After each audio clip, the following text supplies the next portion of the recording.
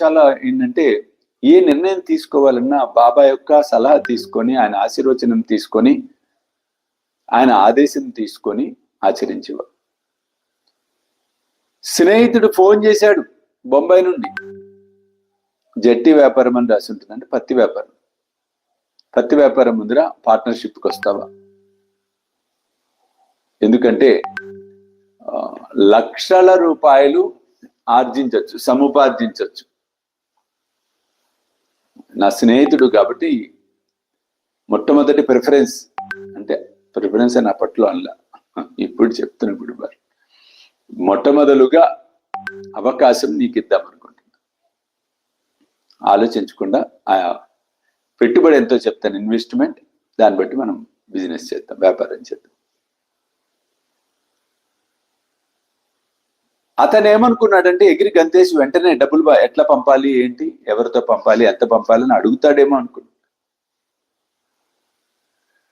కానీ చిత్రం ఏంటంటే నేను మా బాబాను కనుక్కొని నేను చెప్తాను, నాకు సమయం ఇవ్వను. ఇతను ఆశ్చర్యపోయాడు. వెంటనే ఉత్తరం రాశాడు షిరిడీకి. శ్యామకు చేరింది, అందరూ కూడా శ్యామ పేరు మీదే రాసేవారు. ఆ ఉత్తరం రాసిన తర్వాత బాబా దగ్గరికి చేరింది. శ్యామ తీసుకుని వెళ్ళాడు, బాబా ముందు పెట్టాడు. బాబా కావాలని ఆయన చాలా, చూడండి ఏమన్నాడు చూడండి. ఏంటి శ్యామ ఆ ఉత్తరం అన్నాడు. అదే బాబా ఫ్రమ్ అడ్రస్ ఉంటుంది కదండి, దామోహన్ దగ్గర నుంచి వచ్చింది, నాకు తెలిసి ఏదైనా అడుగుతున్నాడేమో సలహా. అనగానే బాబా ఏమన్నాడు చూడండి, ఏమి రాయుచున్నాడు, ఏమి ఎత్తు వేయుచున్నాడు, భగవంతుడిచ్చిన దానితో సంతృష్టి చెందక ఆకాశమునకు ఎగురు ప్రయత్నించుచున్నట్లున్నది. సరే సరే వాని ఉత్తరము చదువు అన్నాడు బాబు. శ్యామ ఆశ్చర్యపోయాడు ఒక నిమిషం పాటు. ఇదేంటి విచిత్రము, బాబా నువ్వు విషయం అంతా తెలుసుకున్నట్టుగా మాట్లాడుతున్నావే, నువ్వు జగన్నాటక సూత్రధారి, సర్వం నీకు ఎరుకే, తెలుసు. ఏమీ తెలియనట్లుగా మమ్ములను పిచ్చివాళ్ళని చేస్తావు, ఇక్కడే ఉంటావు, ప్రశాంతంగా కూర్చుంటావు, కానీ మొత్తం ప్రపంచం అంతా తెలుసు, భక్తులందరి గురించి తెలుసు. వారిని ఇక్కడికి తీసుకుని వస్తావు, ఈడ్చుకొని వస్తావు, మరల ఏం తెలియనట్టుంటావు. ఇలా అనేటప్పటికి ఓ శ్యామ దయచేసి చదువు, నా నోటికి వచ్చినది నేను మాట్లాడేదను, నన్ను విశ్వసించు వారెవరయ్యా అన్నాడు బాబా. సరే అని చెప్పి ఇంకా శ్యామ ఉత్తరం చదివాడు, విషయాన్ని చెప్పాడు బాబాకు. ఇట్లా జట్టి వ్యాపారం చేస్తాడట, మరి ఏం చేయమంటావు. సేటుకు పిచ్చి ఎక్కినది, అతని గృహమందు ఏ లోటు లేదని వ్రాయుము, తనకు ఉన్న సొగము రెట్టతో సంతృష్టి చెందమని వ్రాయు, లక్షలార్జించుటకు ఆయాస పడవద్దని చెప్పుము అని చెప్పి బాబా చెప్పాడు. శ్యామ రాశాడు.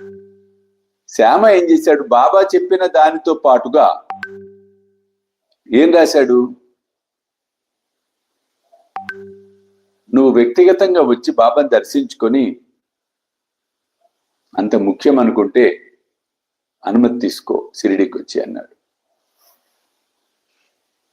దాము చదివాడు, నిరుత్సాహపడ్డాడు, షిరిడీకి ప్రయాణమయ్యాడు, బాబా వద్దకు వచ్చాడు. ద్వారకామాయిలో బాబా పాదసేవ చేసుకుంటున్నాడు. ఇతను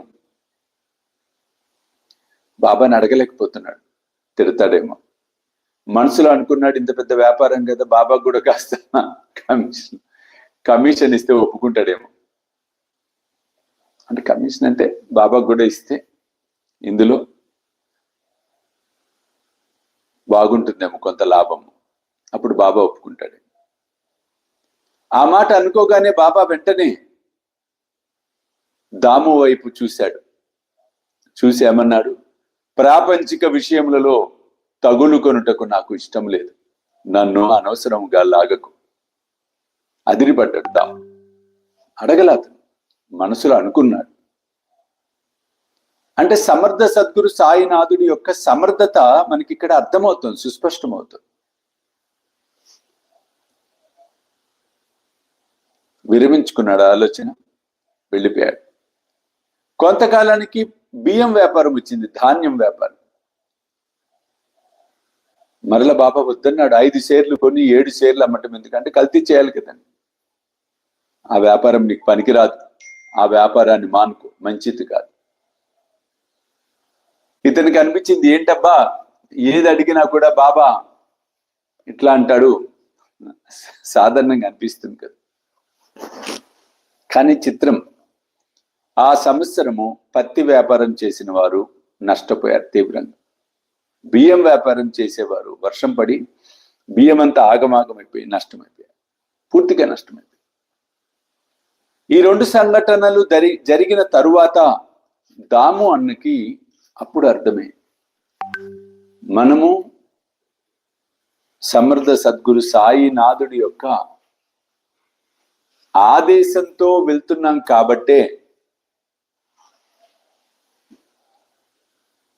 ఈ రోజున బ్రతికి బట్ట కట్టాం. లేకపోతే తీవ్రమైన నష్టంతో చాలా ఇబ్బంది పడవలసి